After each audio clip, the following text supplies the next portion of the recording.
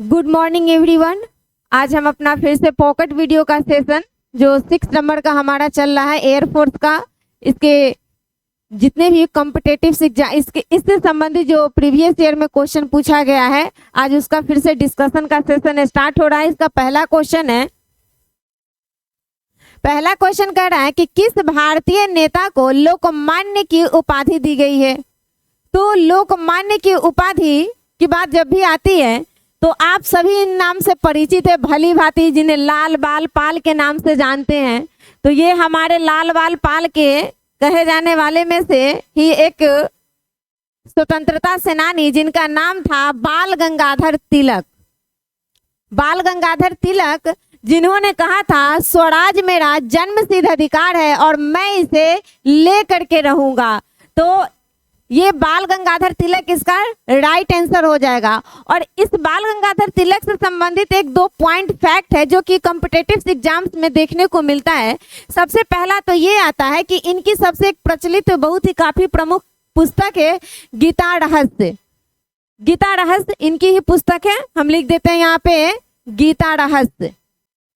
इनको भारतीय अशांति का जनक बाल गंगाधर तिलक को कहा गया है। तो ये भी एक याद रखेंगे कि भारतीय अशांति का जनक या अग्रदूत भारतीय अशांति का जनक किन्हें कहा गया है? बाल गंगाधर तिलक जी को। यही बाल गंगाधर तिलक जी जो थे, जब गांधी जी असहयोग आंदोलन की शुरुआत करते हैं तो इनकी मृत्यु 1 अगस्त 1922 को हो जाती है, जिनकी अंतिम यात्रा में गांधी जी भी जाते हैं। तो ये थोड़ा सा याद रखेंगे बाल गंगाधर तिलक जी से। बाल गंगाधर तिलक ने बाद में चल करके ये, हालांकि इनका जो जन्म स्थान है वो मेन रूप से दक्षिण भारत महाराष्ट्र के क्षेत्र में आता है, तो ये याद रखेंगे। ये होम रूल भी स्टार्ट किए थे, हालांकि होम रूल ज्यादातर फेमस इनका उतना नहीं रहता है, ये ज्यादा सीमित क्षेत्रों में रहा। एनी बेसेंट के द्वारा भी होम रूल चलाया गया था और बाल गंगाधर तिलक जी के द्वारा भी होम रूल भारतीय क्षेत्रों में चलाया गया था। उसके बाद ये लाला लाजपत राय के बारे में बात आती है। यही लाला लाजपत राय जिन्होंने कहा था, ये इसे एक तो पहली बात कि इन्हें पंजाब ए शेर कहा जाता है, यानी पंजाब का शेर, पंजाब ए शेर। और क्या है इनके बारे में फेमस? तो इन्होंने जब साइमन कमीशन 1927 यानी 1927 में जब साइमन कमीशन भारत आते हैं तो इसके विरोध में इन्होंने साइमन गो बैक का नारा दिया और इनके ऊपर इस विरोध प्रदर्शन के दौरान लाला लाजपत राय जी को लाहौर में लाठी चार्ज के दौरान इन पर ये घायल हो जाते हैं गंभीर रूप से और बाद में जाकर के इनकी मृत्यु हो जाती है। तो ये भी याद रखेंगे। और इसी दरमियान इन्होंने एक शब्द कहा था कि मेरे ऊपर प्रहार किया गया एक लाठी ब्रिटिश सेनाओं के लिए, यानी ब्रिटिश हुकूमत का ताबूत होगा, अंतिम ताबूत का अंतिम कील साबित होगा। तो ये लाला लाजपत राय जी से संबंधित एक स्टेटमेंट है जिन्होंने चेतावनी के भरे शब्दों में ब्रिटिश साम्राज्य को यह अपने विचारों में व्यक्त करके बताए थे। बिपिन चंद्र पाल यही जो कि गरम दल के नेता थे, हालांकि ये तीनों नेता भी गरम दल के ही हैं। गोपाल कृष्ण गोखले जिन्हें गांधी जी के गुरु के नाम से जानते हैं।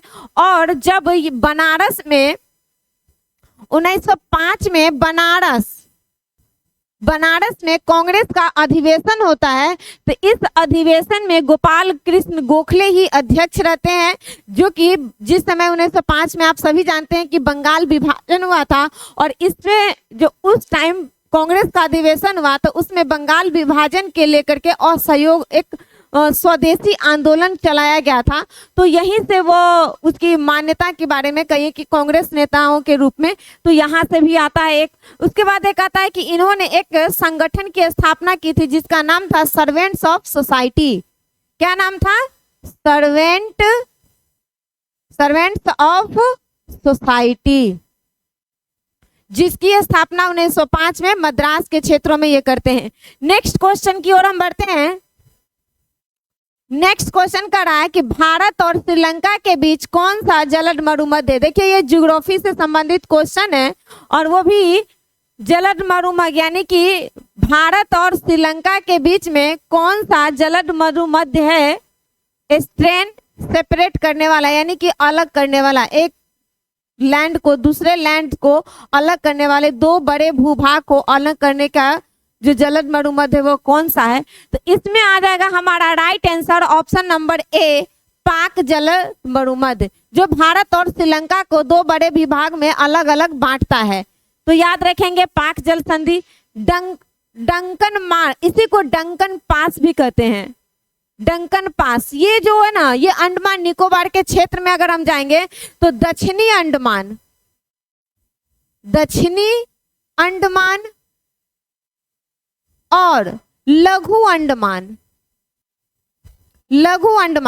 इन दो भूभागों के बीच में ये डंकन पास है, यानी दो क्षेत्रों को सेपरेट करता है।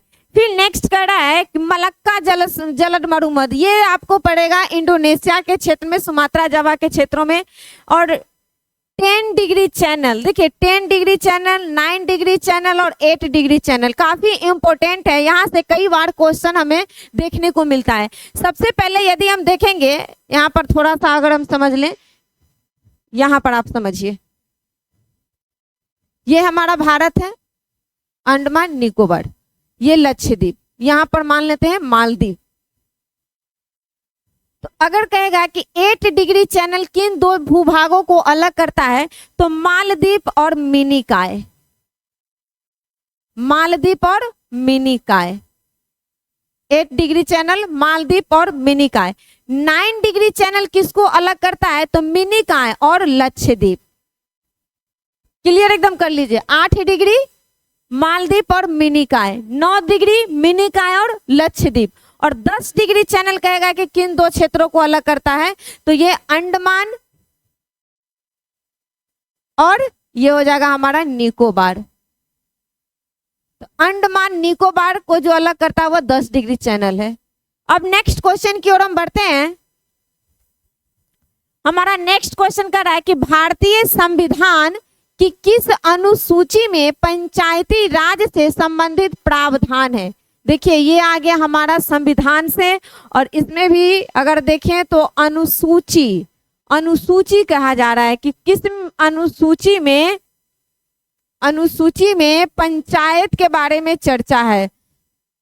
देखिए पंचायत तो पहले भारत के जो भाग 4 है नीति निर्देशक तत्व के अंतर्गत, यह आर्टिकल 40 में वर्णित था। बाद में इसको संशोधन के द्वारा 73 नंबर के अमेंडमेंट जब हुआ 1992 में, 1992 में, तो जाकर के इससे निकाल करके भाग 9 में जोड़ा जाता है, जो कि आर्टिकल 243 यानी 243 में क से न तक ले। फिर अगर अनुसूची की बात करेगा कि किस अनुसूची में है, तो ये हमारा आ जाएगा 11वां अनुसूची। संविधान में किस अनुसूची में पंचायत की चर्चा है, तो इसका राइट आंसर हो जाएगा 11वां अनुसूची, क्योंकि 8वीं अनुसूची में क्या है, भाषा। जो 22 भाषा हमारे संविधान में वर्णित किया गया है, इसी 22 भाषाओं की चर्चा किस अनुसूची में, तो 9वीं अनुसूची में, सॉरी 8वीं अनुसूची में। 9वीं अनुसूची में क्या है और 10वीं अनुसूची में क्या है। तो देखिए 9वीं अनुसूची जो है, इसमें जो चकबंदी व्यवस्था था, यानी कि क्या कहते हैं उसको, चकबंदी व्यवस्था को जमींदारी व्यवस्था, जमींदारी व्यवस्था में जो व्यवस्था थी, चकबंदी व्यवस्था के बारे में इसमें दिया गया है। चकबंदी जो कि पहला संविधान संशोधन 1991 के द्वारा इसको जोड़ा गया, ऐड किया गया संविधान में। फिर नेक्स्ट है 10वीं अनुसूची। तो 10वीं अनुसूची में क्या है, तो 10वीं अनुसूची में दल बदल कानून, 10 से 10, 10 से दल बदल, याद रखेंगे। तो 10 से दल, 10 से दल बदल में 10वीं अनुसूची में कौन सा संविधान संशोधन, तो 52 यानी 52वां संविधान संशोधन 1985 में राजीव गांधी जी के कार्यकाल में इसे संवैधानिक दर्जा दिया गया और इसे 10वीं अनुसूची में शामिल किया गया। अब यही है 11वीं अनुसूची, पंचायत की चर्चा। तो 12 में क्या है, तो 12वीं अनुसूची में नगर पालिका को जोड़ा गया है। 12वीं अनुसूची में क्या है, नगर पालिका। और 21 के द्वारा जोड़ा गया, तो 74 नंबर के अमेंडमेंट हुआ था संविधान संशोधन 1992 में। इसके द्वारा 12वीं अनुसूची को जोड़ के उसमें नगर पालिका को ऐड किया गया। अगर टोटल हम संविधान के अनुसूची कहेंगे तो पहला संविधान के अनुसूची में क्या कहा जाता है, तो राज्य संघ के बारे में, संघ राज। दूसरा अनुसूची में क्या है, तो दूसरा अनुसूची में वेतन है। तीसरा अनुसूची में क्या है, शपथ के बारे में बताया गया है। किसके किसके शपथ, राष्ट्रपति, प्रधानमंत्री, सुप्रीम कोर्ट के न्यायाधीश आदि सबके शपथ के बारे में है। चौथा में क्या कहा गया है, चौथी अनुसूची में तो राज्यसभा में राज्यों के सीटों के जो बंटवारे की बात की गई हो वह चौथी अनुसूची में। याद रखेंगे, र से राज्य से राज्यसभा और 4 से 4, मतलब एक सिमिलर है। 5वीं अनुसूची में क्या है, तो एससी और एसटी के बारे में विशेष प्रावधान, प्रशासनिक क्षेत्रों के बारे में। 6ठी अनुसूची में क्या है, तो पूर्वोत्तर के 4 राज्यों के प्रशासनिक क्षेत्रों का वर्णन किया गया है, जिसमें अगर हम देखें तो इसमें त्रिपुरा, मेघालय, मिजोरम और एक असम आता है। ये 4 राज्य के प्रशासनिक क्षेत्रों। 7वीं अनुसूची में क्या है, तो 100 से 7, 100 से शक्ति, यानी शक्ति की बंटवारा किया गया है, यानी कि संघ सूची, राज्य सूची और समवर्ती सूची। 3 सूचियों की चर्चा यहाँ मिलती है। कितनी सूची है, तो 3 सूची। तीनों सूची को अगर हम देखें तो संघ सूची, राज्य सूची और समवर्ती सूची। संघ सूची में 100 विषय, राज्य सूची में अगर देखें तो वर्तमान समय में 61 है, पहले 66 था, अब कितना हो गया 61। अगर समवर्ती सूची में देखें तो समवर्ती सूची में प्रेजेंट टाइम में 52 है, पहले 47 था। तो ये प्रेजेंट टाइम के विषयों को हमने मेंशन किया है। 8वीं अनुसूची में क्या है, तो भाषा।